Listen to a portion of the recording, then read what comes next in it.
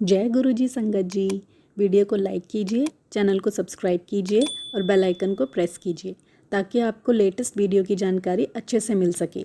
जय गुरु जी संगत जी। गुरु जी का अनंतम अनंतम शुक्राना। गुरु जी के श्री चरणों में कोटि कोटि प्रणाम और प्यारी प्यारी संगत को जय गुरु जी संगत जी। आप सबको एक बात फिर से बताना चाहती हूँ कि गुरु जी हमेशा कहते थे कि मेरी संगत तो मुट्ठी भर है, बाकी सब तो भीड़ है। संगत जी अब आप विचार कीजिए कि आपको गुरु जी की मुट्ठी भर संगत बनना है या भीड़ वाली संगत बनना है, क्योंकि हम हर दिन कौन सा सत्संग सुनेंगे इसका फैसला हम नहीं करते। यह सब गुरुजी ने ही डिसाइड किया हुआ है और सत्संग किसका सुनना है यह तक भी गुरुजी ने तय कर रखा है। और गुरुजी ने यह भी निश्चित कर रखा है कि हर सत्संग से किसको क्या देना है और कितना ब्लेस करना है और कब करना है। इसलिए संगत जी सत्संग अधूरा सुनकर गुरुजी का अनादर मत करिए, बल्कि अंत तक सुनकर गुरुजी की मुट्ठी भर संगत का हिस्सा बन जाइए। तो चलिए संगत जी सत्संग शुरू करते हैं।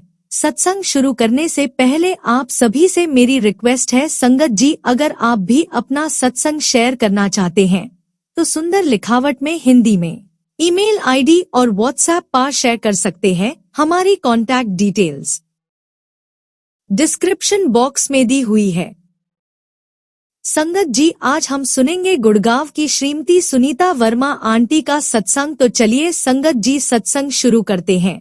अंत तक बने रहिएगा, क्योंकि इस आध्यात्मिकता के सफर में हमें बहुत कुछ सीखना है, बहुत कुछ जानना है। जय गुरु जी। हम में से अधिकांश मोक्ष मार्ग पर चलने की इच्छा रखते हैं। हम अपनी कल्पना से या इधर उधर से सुनकर पढ़कर आध्यात्मिकता के बारे में गलत विचारों का ताना बना बुन लेते हैं। हमारे विचारों में आध्यात्मिकता का अर्थ हिमालय कि किसी गुफा में रहना या फिर देश की लंबाई चौड़ाई नापना ही है। हम इससे अज्ञात रहते हैं। यह कोई भी आध्यात्मिक का मार्ग केवल गुरु के कमल चरणों में शीश झुककर ही पूर्ण हो सकता है। वही हमें इस संसार के मोह माया के जाल से निकालकर अध्यात्म के मार्ग पर अग्रसर हो सकते हैं। गुरु का अर्थ ही अंधकार को नष्ट करने वाला है। हम तो आज्ञा के अंधेरे में भटक रहे हैं। केवल हमारे गुरु में ही इतनी शक्ति है कि वह हमें वहां से निकले। गुरु परमात्मा है, उनके उपस्थिति उन्नति के पथ पर अग्रसर करने के लिए बहुत थे। उनके सहयोग से ही तो हम अपने आत्मा को प्रकाशमान कर सकते हैं। जीवन में उनके सहयोग से ही आध्यात्मिक ज्ञान संभव है। हमारे धर्म ग्रंथ गुरु चेले के उदाहरणों से भरपूर है। हमारी वह समस्त महापुरुष जिन्हें हमने भगवान सदृश माना है, उन सब ने इस पृथ्वी पर अवतरित होकर गुरु से शिक्षा ग्रहण की थी। श्री कृष्णा सांदीपन के चरणों में बैठे तो राम ने वशिष्ठ से उपदेश ग्रहण किया। यीशु ने जॉन जॉर्डन नदी के तट पर दीक्षा ली और देवताओं के गुरु बृहस्पति को कौन नहीं जानता। हमारा सौभाग्य है कि हमारे गुरु की खोज में हमें गुरु की ब्लेसिंग्स मिली है। वह देवता के मानवीय प्रतिबिंब है। वह सर्वज्ञ और सर्वशक्तिमान है। ऐसी उदारता की बौछार श्री गुरु जी ने मुझे और मेरे परिवार पे की। संगत जी बात अन दिनों की है जब मेरे घुटनों में बहुत तेज दर्द होता था। पीड़ा इतनी अधिक होती थी कि पेनकिलर मेडिसिन लेने के बाद भी रात भर सो नहीं पाती थी। यूनानी मेडिसिन और घरेलू उपचार सब कर लिए, किंतु दर्द बना रहा। जब मैंने गुरुजी से अवगत कराया तो उन्होंने रसोई से एक चम्मच मंगाकर मेरे घुटनों पर रख दिया और एक मंत्र का उच्चारण किया। इस समय दर्द समाप्त हो गया और उसके बाद वो कभी नहीं आया। मैं अभी अपने घर की 4th फ्लोर तक सीढ़ियां चढ़ती हूँ और रोज 1 घंटे घूमने भी जाती हूँ। संगत जी मुझे कुछ हल्का हल्का फीवर रहने लगा था। करीब 2 महीने तक मैंने सारे परीक्षण करवा लिए और कई तरह की दवाइयाँ भी ली, पर कोई लाभ नहीं हुआ। मेरा विवरण सुनकर गुरुजी ने जैसे ही पान के पत्ते मेरे ऊपर रखे, सारा फीवर गायब हो गया। ऐसा ही एक दिन हमें पता चला कि हमारा गुड़गांव ट्रांसफर हो गया है। मैं ब्यूटी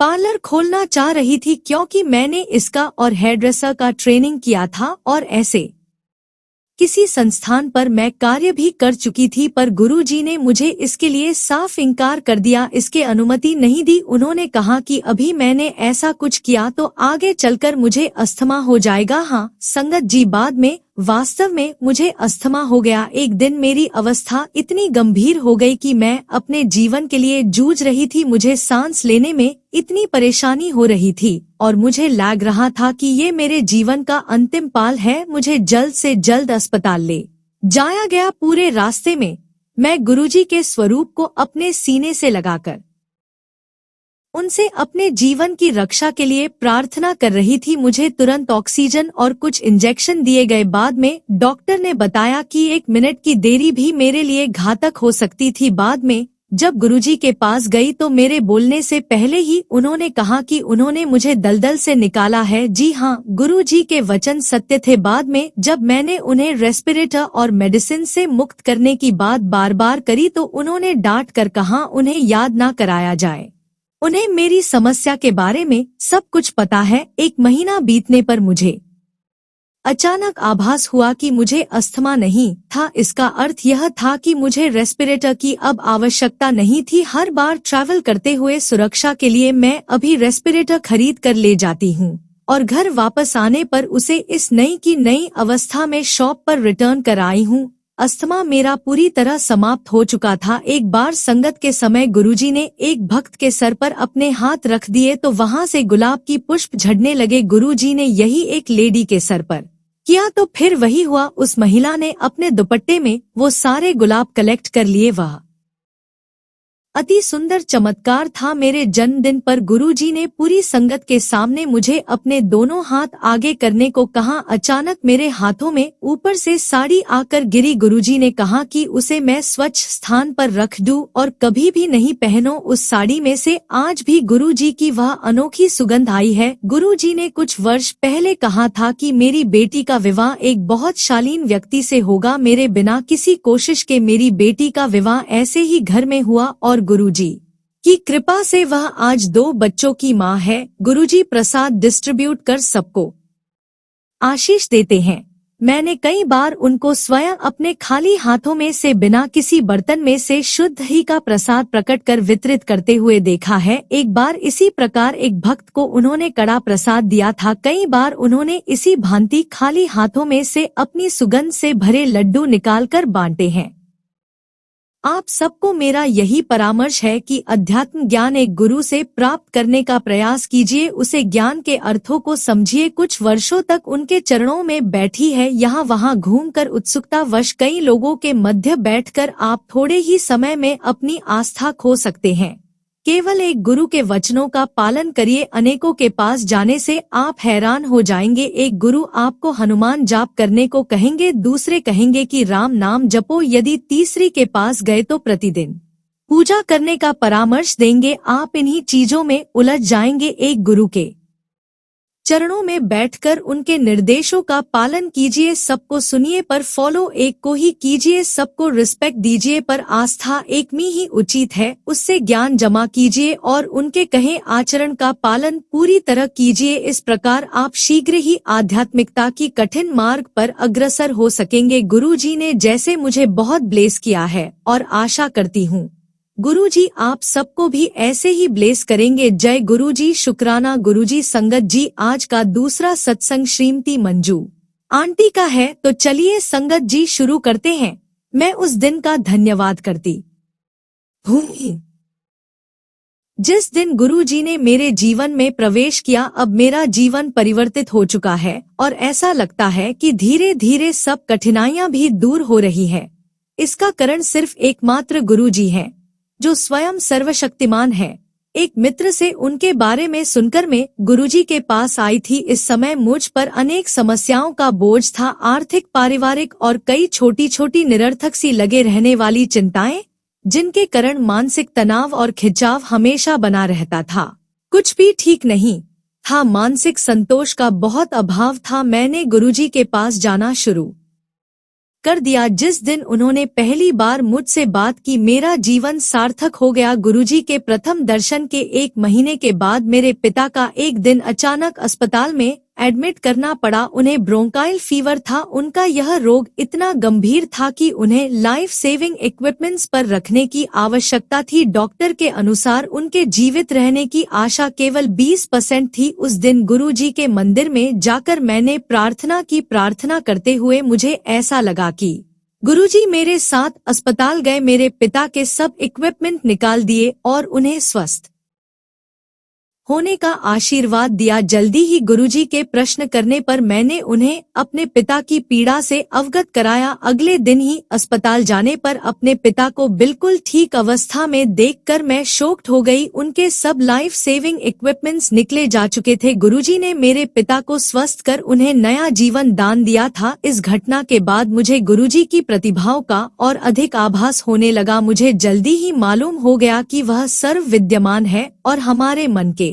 भीतर गहरी से गहरी छिपी हुई कामनाओं का ध्यान रखते हैं। ऐसे ही मेरे अंकल का उदाहरण देती हूँ।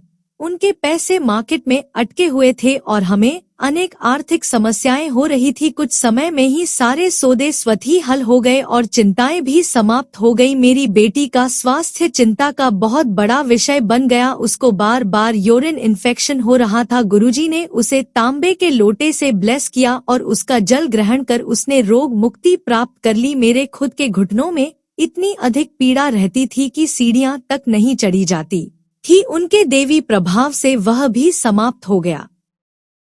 मेरी घनिष्ठ संबंधी ने भी गुरुजी की कृपा का अनुभव किया है। वह जर्मनी में अपने अंकल के साथ रहती थी, किंतु ससुराल के कुछ सदस्यों के कारण उसकी अपने पति के साथ अनबन रहने लगी। अंत में वो अपना घर छोड़कर वापस भारत आ गई और उसने अपने अंकल से तलाक लेने की इच्छा व्यक्त की। मन ही मन उसने विचार भी बना लिया था कि सब तलाक लेना है, किंतु गुरुजी की दया से ये अनहोनी घटना होते होते बच गई और उनका दाम्पत्य जीवन मधुर स्थापित हो गया।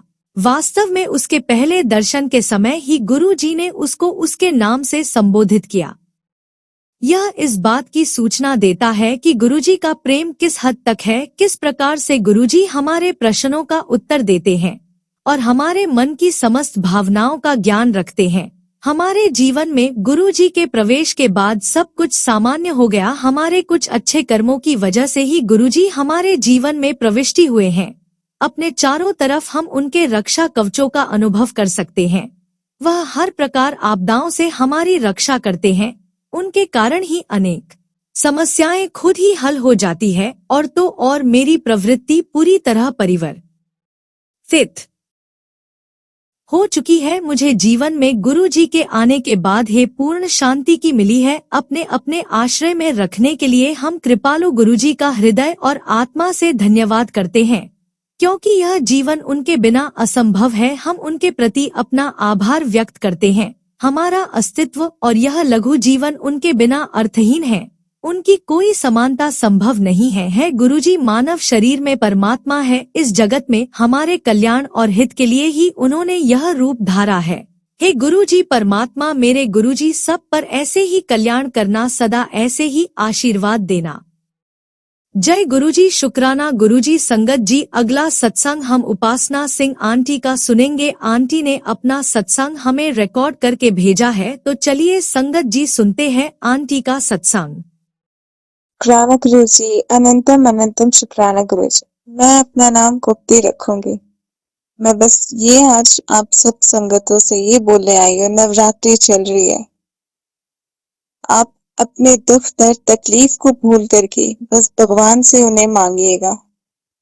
वो इतने दयालु है ना, इतने दयालु है कि आप मन में कुछ भी सोच रहे होंगे या कुछ भी सोच रहे होंगे, आपके मन में कुछ भी चल रहा होगा, वो सब एक साइड रख करके बस आप भगवान को उनसे मांग दीजिए, बाकी वो आपका खुद कल्याण कर देंगे। हम अपने कष्टों को बोलते हैं, करते हैं। आप खुद ही सोचिए ना, जब भी गुरुजी अगर मंदिर में बुलाते थे तो वो यही बोलते थे, अपने हर दुख दर्द तकलीफ को बाहर रख करके आओ। लेकिन जब भी आप मंदिर से बाहर निकलते थे तो खुश होकर के निकलते थे।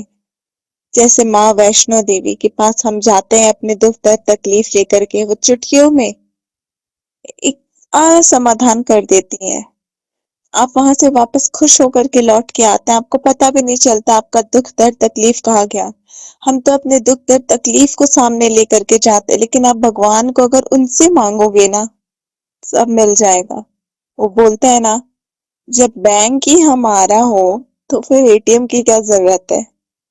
जब बैंक ही हमारे गुरु का हो तो एटीएम की कोई जरूरत नहीं होती।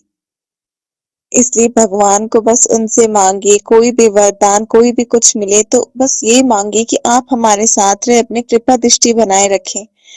वो क्या नहीं जानते कि आपके पास क्या दुख दर्द तकलीफ है क्या नहीं, वो अपने आप ही सब हटा देते हैं। अब हम तो अपनी परेशानियां ले करके बड़े मंदिर जाते हैं ना, लेकिन वो क्या बोलते हैं, अपने परेशानी छोड़ करके आओ, लेकिन आपका समाधान सब कर देते हैं।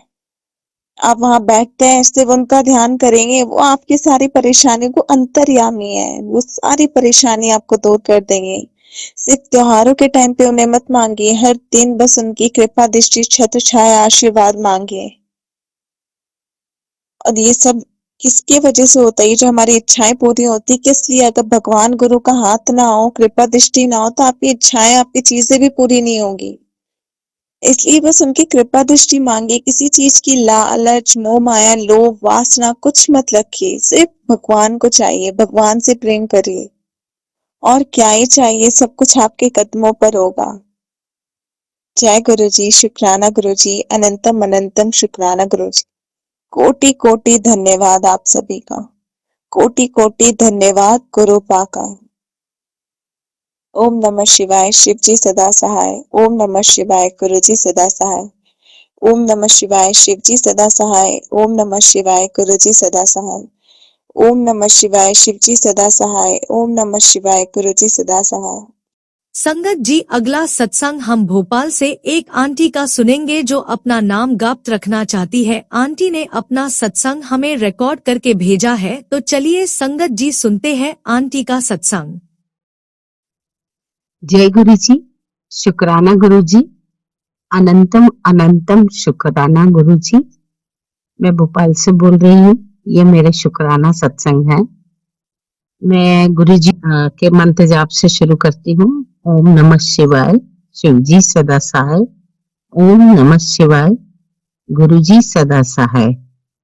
गुरु जी, काफी दिन से बहुत शुक्राना करना चाह रही थी, माफी चाहती हूँ, नहीं कर पा रही थी। थोड़ा सा घर में बड़ी बेटी की वजह से जो मैंने अरदास लगाई थी, जो बाहर है यूएस में, थोड़ी परेशान है अपनी जॉब को लेकर। उसको एक अच्छी जॉब बख्श दो जिसके काबिल है वो, और पासपोर्ट वगैरह का भी जल्दी से उसके सारे काम बनाने से। मुझे पता है कि गुरुजी आप हमेशा हमारे साथ रहते हैं, और जो काम है उसको इस समय मैं शुक्राना अदा करती हूँ कि इस समय भी वो मेंटली फिजिकली स्ट्रांग है, जब इतनी परेशानी के बाद। उसके लिए मुझे पता है आप ही उनको इसको हिम्मत दे रहे हैं, हम सबको हिम्मत आप ही देते हैं। उसके लिए शुक्राना। मेरे दामाद जो है वो उनको अच्छे से समझ रहे हैं, समझा रहे हैं, उनकी मदद, उनका शुक्राना। मेरे हस्बैंड, मेरी छोटी बेटी, सब अपने अपनी लाइफ में जो भी अच्छी परेशानियां आती हैं उसको डील करके आगे बढ़ते हैं, हिम्मत से काम करते हैं। उस हिम्मत देने का शुक्राना गुरु जी। मुझे पता है कि जब भी मैं घर से निकलती हूँ आप मुझे अपने रोज अपने दर्शन मोड़ के रूप में देते हैं और बोलते हैं बेटा मैं तुम्हारे साथ हूँ। मैंने अपनी पूरी लाइफ अपने बच्चों को सबको आपको सरेंडर किया है, आप उस चीज उसका ध्यान रखिए। मुझे पता है कि आप उनका ध्यान रखेंगे, और हमेशा, और मैं अमृत वेला नहीं कर पा रही हूँ, कोशिश करती हूँ, बट उसके लिए मैं माफी चाहती हूँ कि मैं अमृत वेला उठ के करूँ। उसके लिए मैं माफी मैं चाहती हूँ, अरदास करती हूँ कि मेरा सारे काम सफल हों, और आपकी वजह से सब कुछ ठीक ठाक है, ठीक ठाक चल रहा है। बोलने में कोई गलती होगी तो माफ करिएगा। जय गुरु जी, शुक्राना गुरु जी।